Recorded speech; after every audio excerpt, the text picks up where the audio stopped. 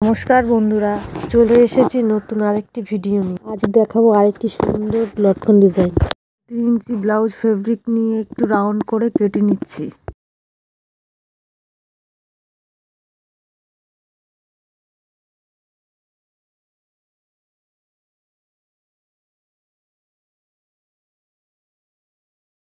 দশ ইঞ্চি একটি কাপড়ে ছোট ছোট কুচি দিয়ে নেব।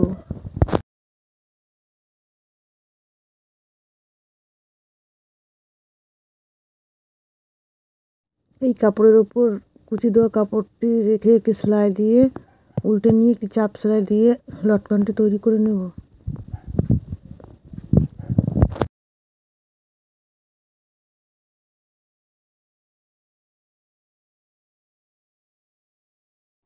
এইভাবে আরো একটি তৈরি করে নিয়েছি।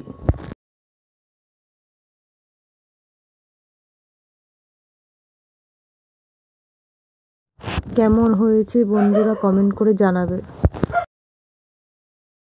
ভিডিওটি ভালো লাগলে একটা লাইক করে পাশে থাকবে। ধন্যবাদ।